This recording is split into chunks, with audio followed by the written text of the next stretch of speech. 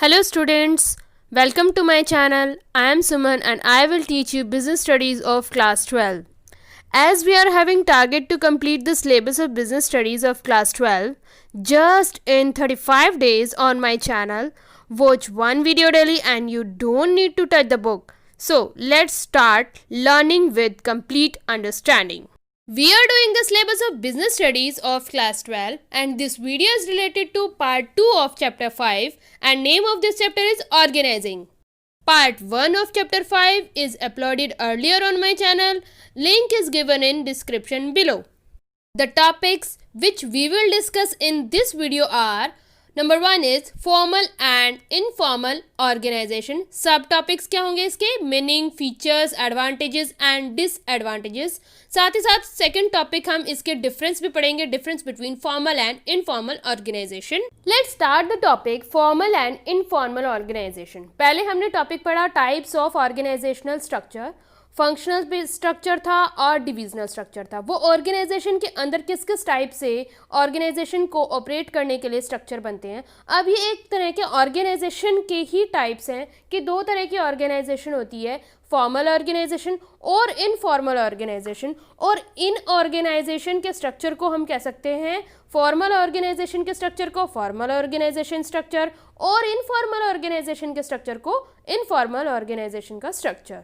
Let's start with the first term of formal organization. It refers to the organization structure that is designed by the management to accomplish organizational objectives. ये एक ऐसा structure होता है जो management खुद बनाती है ऑर्गेनाइजेशन के ऑब्जेक्टिव को अचीव करने के लिए. It specifies clearly the boundaries of authority and responsibility and there is a systematic coordination among various activities to achieve organizational goals. इसमें स्पेसिफाई किया जाता है कि अथॉरिटीज़ भी हैं और रिस्पॉन्सिबिलिटीज़ भी हैं. डिफरेंट एम्प्लॉयज़ की डिफरेंट हैं और उनको सारी की सारी एक्टिविटीज़ को कोऑर्डिनेट करके चलना है. किस लिए करना है ये? टू एकम्प्लिश द ऑर्गेनाइजेशनल गोल. अब हम अगर इसकी डेफिनेशन पढ़ते हैं तो लुइस एलन के according system of well defined jobs each bearing a definite measure of authority, responsibility and accountability. तो ये है formal organization का. Let's know about the features of formal organization. First point is it is deliberately created by the top management. एक managerial head होता है जो ये सारी प्लानिंग करता है कि फॉर्मल ऑर्गेनाइजेशन में वर्क कैसे होगा. Second point is it is based on rules and procedures which are in written form. Rule और प्रोसीजर भी बताए जाते हैं, क्या क्या रूल्स होंगे, एम्प्लॉयज़ को कैसे काम करना है, और ये सारा कुछ रिटन होता है जो कि उनको गाइडलाइंस की तरह शो किया जाता है. Third point is it is impersonal. Impersonal कैसे है? That is does not takes into consideration emotional aspect. इसका मेन गोल क्या है? ऑर्गेनाइजेशन के ऑब्जेक्टिव को अचीव करना. तो वो ये नहीं देखेंगे कि किसी एम्प्लॉय की क्या विशेज़ हैं, वो कब काम करना चाहता है, कब नहीं करना चाहता. उसकी विशेज़ को पूरी करने के लिए नहीं है, इमोशनली अटैचमेंट के लिए नहीं है. एक पर्पज़ है, उसी को पूरा करने के लिए रूल्स बनाए गए हैं और उसी के अकॉर्डिंग वर्क करते हैं फॉर्मल ऑर्गेनाइजेशन में. Fourth point is it clearly defines the authority and responsibility of every individual. Her cheese return में है और अथॉरिटी और रिस्पॉन्सिबिलिटी भी डिसाइड की जाती है, किसके पास कितनी पावर्स हैं, कितना वर्कलोड है, everything. Fifth point is it is created to achieve organizational objectives. ये इमोशनल गोल को पूरा नहीं कर रहे हैं, ये ऑर्गेनाइजेशनल ऑब्जेक्टिव को पूरा करने के लिए ही फॉर्मल ऑर्गेनाइजेशन बनाई जाती है. तो ये है फॉर्मल ऑर्गेनाइजेशन के feature. Let's know about the advantages of formal organization. First point is easier to fix responsibility since mutual relationships are clearly defined. क्योंकि इसमें सब कुछ रिटर्न फॉर्म में होता है तो पहले से ही पता होता है कौन सुपीरियर होगा, कौन सबऑर्डिनेट होगा, किसके पास अथॉरिटी कितनी है, कितनी रिस्पॉन्सिबिलिटी है. तो ये सब कुछ पहले से ही फिक्स कर दिया जाता है, तो ये वर्क करना ईजी रहता है. सेकेंड पॉइंट इज ओवरलैपिंग नहीं होगी. क्यों नहीं होगी ओवरलैपिंग? क्योंकि पूरी प्लानिंग के साथ, पूरी मैनेजमेंट के साथ काम किया जाता है. पहले से सब कुछ प्री डिसाइडेड है, कैसे प्लान किया गया, क्या वर्क डिसाइड किया गया. तो डेफिनेट है कि कोई भी काम दोबारा नहीं होगा या गलत नहीं होगा. Third point is unity of command. Unity of command कैसे है? ये भी प्री डिसाइडेड होता है प्लानिंग फंक्शन के अंडर कि कौन सा एम्प्लॉय किसके साथ काम करेगा और किससे वो ऑर्डर्स लेगा, किसने किसको ऑर्डर इशू करने हैं, तो ये प्री डिसाइडेड होता है, इसीलिए ये भी फॉर्मल ऑर्गेनाइजेशन का एडवांटेज है। Fourth point is easy to achieve objectives.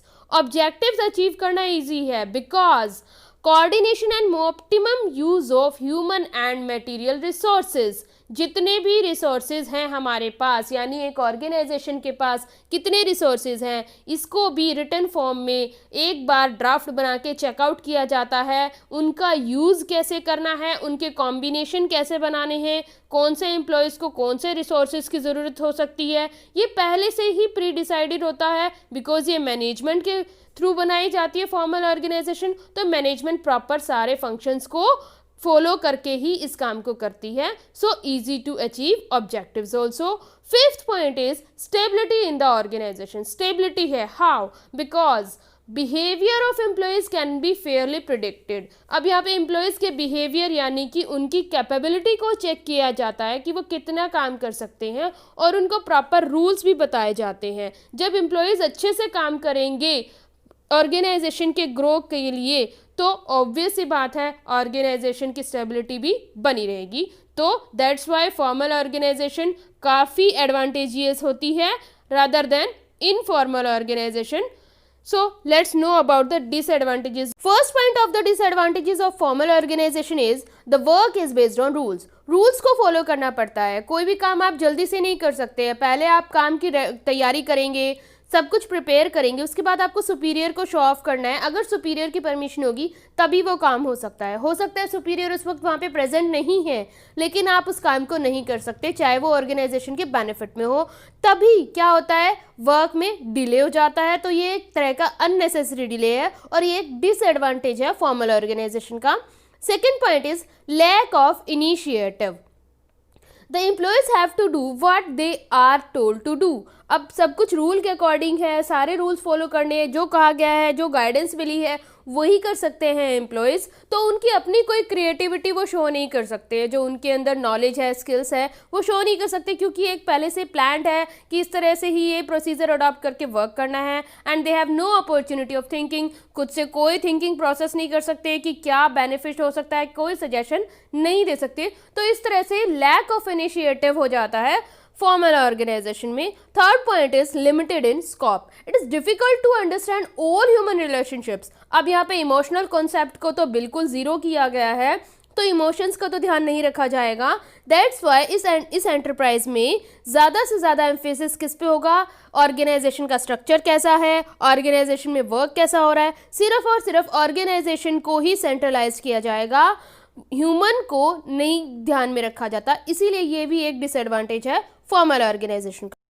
Let's know about the informal organisation. Informal organisation specially management के थ्रू नहीं बनाई जाती है। ये क्या होता है कि कुछ लोग एक दूसरे के सेम इंटरेस्ट के हैं, कॉमन इंटरेस्ट होता है, कॉमन टेस्ट होता है या कॉमन रिलीजन होता है, कुछ भी ऐसा चीज़ होती है जिसकी वजह से वो एक दूसरे के साथ काम करना पसंद करते हैं, अपनी बातों को शेयर करना पसंद करते हैं। तो उस वजह से वो एक ऑर्गेनाइजेशन की फॉर्मेशन कर देते हैं, लेकिन उसके कोई रूल्स एंड रेगुलेशंस ऐसा कुछ नहीं होता है। तो इसी वजह से हम जब वो ऑर्गेनाइजेशन बनाते हैं तो उसको हम कहते हैं informal organisation. And informal organisation is that organisation which is not established deliberately. Specially किसी प्रॉफिट के लिए किसी ऑर्गेनाइजेशन को या किसी रूल्स को फॉलो करने के लिए नहीं बनाया गया है, but comes into existence because of common interest. बनाई किस लिए गई कि उनका कॉमन इंटरेस्ट था, उन पर्सन्स का टेस्ट सेम था किसी चीज़ को लेके, या रिलीजन सेम था, या कोई रिलेशन उनके ऐसे अच्छे थे जो एक साथ मिलके काम करना चाहते थे। The main purpose of this organization structure is getting psychological satisfaction। मतलब उनको एक साथ काम करने में अच्छा लगता है, एक दूसरे की कंपनी अच्छी लगती है, इसलिए वो उस ऑर्गेनाइजेशन को बनाते हैं। For example employees with similar interest in sports में उनका अच्छा इंटरेस्ट है, फिल्म्स में है या रिलीजन सेम है, तो एक इनफॉर्मल ग्रुप बना लेते हैं, उसको हम कहते हैं informal organisation. Let's know about the features of informal organization. First point is it originates from within the formal organization as a result of personal interaction among employees. एक दूसरे के साथ इंटरेक्शन करना चाहते हैं, उनका मेन मोटिव ही यही है, तो इसीलिए इसको क्या कहेंगे, informal organisation. Second point is it has no written rules and procedure. Rule procedure फिर भी एक दूसरे की रिस्पेक्ट करने के लिए कोड ऑफ कंडक्ट बना सकते हैं, बट प्रॉपर रूल्स और प्रोसीजर्स नहीं होते. Third point is it does not have fixed lines of communication. कोई कम्युनिकेशन के लिए कोई स्केलर चेन नहीं बनाते कि ये पर्सन इससे बात नहीं कर सकता, ये इसका सुपीरियर है, ये इसका सबऑर्डिनेट है, ऐसा कोई मेथड इसमें नहीं होता. Fourth point is it is not deliberately created by the management. Management इसको क्रिएट नहीं कर रही है किसी काम को करने के लिए, बल्कि पीपल मिलके एक ऑर्गेनाइजेशन को बनाते हैं. Fifth point is it is personal means that feelings of individuals. अब इसमें मेन पर्पज़ यही है कि क्योंकि सबको एक दूसरे की फीलिंग्स में रहना, एक दूसरे की कंपनी में रहना पसंद है, तो सबसे ज़्यादा प्रेशर किस पे जाता है, सबसे ज़्यादा कॉन्सेंट्रेट किस पे होता है, फीलिंग्स पे, कि हर पर्सन की अलग अलग फीलिंग्स है, उनका टेक केयर किया जाए. उसी रीज़न से ही इनफॉर्मल ऑर्गेनाइजेशन बनाई जाती है. Let's know about the advantages of informal organisation. Informal organisation के भी काफ़ी एडवांटेजेस होते हैं. First point is speed. Prescribed lines of communication are not followed which leads to faster spread of information. अब कोई लाइन नहीं है, कोई कंपल्शन नहीं है कि ये प्रोसीजर है, ये वाले एम्प्लॉयज़ सिर्फ इन्हीं कैटेगरीज ऑफ एम्प्लॉयज़ से बात कर सकते हैं या इसी डिपार्टमेंट तक आपकी बात कम्युनिकेट हो सकती है, ऐसा कोई रूल नहीं है. तो इसीलिए कोई भी किसी को इन्फॉर्मेशन पास ऑन कर सकता है, तो ईजी रहता है. कोई भी इन्फॉर्मेशन स्प्रेड करनी है तो फास्टर स्पीड होती है इसमें. Second point is fulfilment of social needs. क्योंकि ये इनफॉर्मल ऑर्गेनाइजेशन बनाई ही इसीलिए जाती है ताकि सबकी फीलिंग्स का ध्यान रखा जाए, सबकी सोशल नीड्स को पूरी करने के लिए ही बनाई जाती है. तो एक दूसरे के साथ सबकी अटैचमेंट होती है और एक दूसरे की जॉब के सेटिस्फेक्शन का बहुत ज़्यादा ध्यान रखते हैं इसमें. Third point is quick solution of the problems. Because subordinates can speak without hesitation. यहाँ पे सुपीरियर और सबऑर्डिनेट एक दूसरे को जो है, एक दूसरे को ऑर्डर पास करने के लिए फोर्स नहीं करते हैं, तो इसीलिए क्या होता है, दोनों एक दूसरे के साथ बहुत इजीली इंटरेक्ट हो जाते हैं. क्योंकि इसके अंदर मेन मोटिव क्या है, ह्यूमंस का इंटरेक्शन होना बहुत ज़्यादा ज़रूरी है, तो वो विदाउट एनी हेजिटेशन अपने ऑफिसर के साथ इजीली बात कर सकते हैं. इसीलिए ऑफिसर्स क्या है, प्रॉब्लम्स को अंडरस्टैंड करते हैं सबऑर्डिनेट की और उनको सॉल्व भी करते हैं. तो ये भी इसका बहुत अच्छा बेनिफिट है कि क्विक सॉल्यूशन हो जाता है इनफॉर्मल ऑर्गेनाइजेशन में. Let's know about the disadvantages of informal organisation. First point is it creates rumours. Rumours भी हो जाते हैं, यानी कि जो फेक है इन्फॉर्मेशन वो भी पास ऑन हो जाती है, क्योंकि सब लोग एक दूसरे के साथ केयरलेसली बात करते हैं और समटाइम्स मिसअंडरस्टैंड करने की वजह से रॉन्ग थिंग भी कन्वे हो जाती है. तो ये भी एक इसका डिसएडवांटेज है. Second point is it resist change. ये चेंज को अडॉप्ट नहीं करते हैं इजीली, ये हमेशा पुराने टेक्निक को ज़्यादा प्रेफर करते हैं.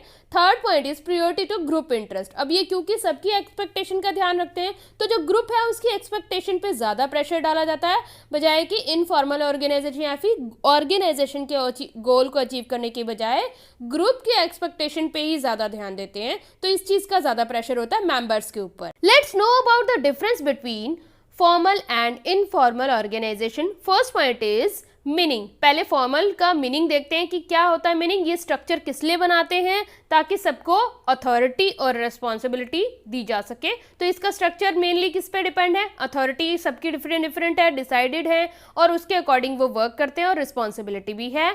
बट इन इनफॉर्मल ऑर्गेनाइजेशन में सोशल रिलेशनशिप का नेटवर्क होता है, वो एक दूसरे को के ऊपर डिपेंडेंट होते हैं, उनका कोई ऑर्गेनाइजेशनल गोल नहीं होता. उनका मेन मोटिव होता है सोशल रिलेशनशिप को ही डेवलप करना. Second point is nature. Nature कैसा होता है फॉर्मल ऑर्गेनाइजेशन का, रिजिड है, यानी वो बिल्कुल एक रूल्स को फॉलो कर रहा है और लेकिन स्टेबल भी है साथ साथ, कि उसको पता है कि हम ये रूल्स फॉलो कर रहे हैं और मार्केट में ग्रो करने के लिए, अपने गोल को अचीव करने के लिए वर्क कर रहे हैं, तो स्टेबल भी है. बट इनफॉर्मल ऑर्गेनाइजेशन में फ्लेक्सिबिलिटी बहुत ज़्यादा है, क्योंकि सब अपनी अपनी मर्जी से काम कर रहे हैं, कोई रूल्स नहीं है, लेकिन स्टेबिलिटी भी नहीं है कि ये कल तक यहाँ पे चलेगी या नहीं चलेगी. Third point is authority. Authority में क्या है कि ये मैनेजमेंट डिसाइड करके रखती है किसकी कितनी अथॉरिटी है. बट इनफॉर्मल ऑर्गेनाइजेशन में पर्सनल क्वालिटीज़ को ज़्यादा प्रायोरिटी दी जाती है, अथॉरिटी और रिस्पॉन्सिबिलिटी पे ध्यान नहीं दिया जाता। Fourth point is adherence to rules. अब रूल्स किस में है? फॉर्मली कौन चल रहा है? फॉर्मल ऑर्गेनाइजेशन, तो रूल्स भी उसी में होते हैं और रूल्स ना फॉलो करने पे पेनल्टी और पनिशमेंट भी बनाई गई है। इनफॉर्मल ऑर्गेनाइजेशन में जब रूल्स ही नहीं है तो कोई पेनल्टी, कोई पनिशमेंट कुछ नहीं होती।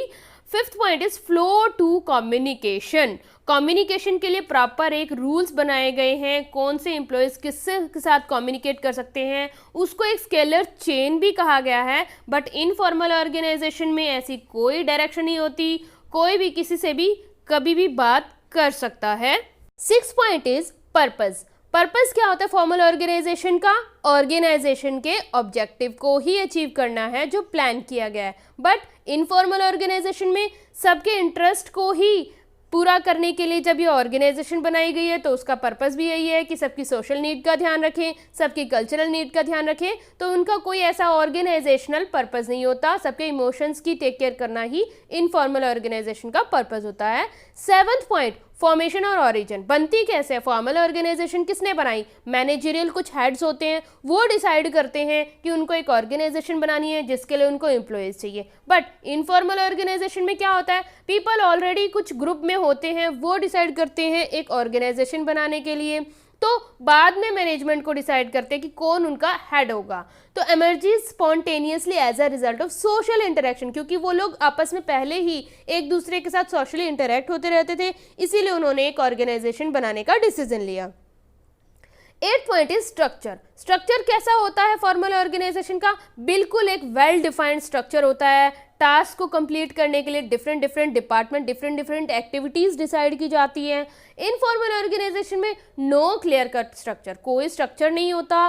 पूरा एक नेटवर्क बनाने के लिए रिलेशनशिप का इसलिए ऑर्गेनाइजेशन बनाई जाती है, तो कोई स्ट्रक्चर नहीं होता, सब एक दूसरे के साथ इंटरकनेक्टेड होते हैं।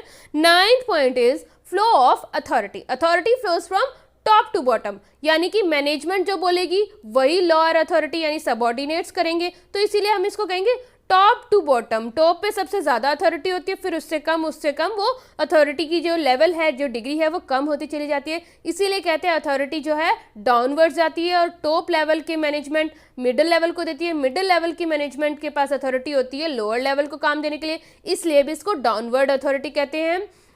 लेकिन इनफॉर्मल ऑर्गेनाइजेशन में अथॉरिटी कैसी होती है? वर्टिकल और हॉरिजॉन्टल, यानी कि आपस में कोई भी एक दूसरे के साथ बात कर सकता है और एक दूसरे के पास सारी अथॉरिटी होती है एक दूसरे के साथ कनेक्शन रखने के लिए। तो इसकी जो अथॉरिटी है वो डाउनवर्ड और अपवर्ड में नहीं है, कोई राइट्स रूल्स ऐसे नहीं होते। इसीलिए अगर हम अथॉरिटी की बात करें तो हॉरिजॉन्टली, यानी कि उसके पास कोई बैठा है, कोई सामने कोई बैठा है, या फिर कहीं पे भी उनका कोई भी स्ट्रक्चर भी तो नहीं है, इसीलिए अथॉरिटी हॉरिजॉन्टल और वर्टिकल होती है। 10th point is interdependence. Formal organisation क्या? इंडिपेंडेंट है, सबको काम बता दिया गया, सबकी अलग अलग अथॉरिटी और रिस्पॉन्सिबिलिटी है, वो इंडिपेंडेंटली अपना काम कर रहे हैं। बट इनफॉर्मल ऑर्गेनाइजेशन में ये फॉर्मल स्ट्रक्चर के ऊपर डिपेंड करते हैं कि ये कैसे काम होगा, एक दूसरे के ऊपर डिपेंडेंट है। तो ये है डिफरेंसेस फॉर्मल और इनफॉर्मल ऑर्गेनाइजेशन। इस चैप्टर से रिलेटेड जो टॉपिक्स बच गए हैं वो हम नेक्स्ट वीडियो में पढ़ेंगे। Thank you for watching this video. Stay connected to get more videos. Please subscribe my channel, like, comment and share my videos. Thank you.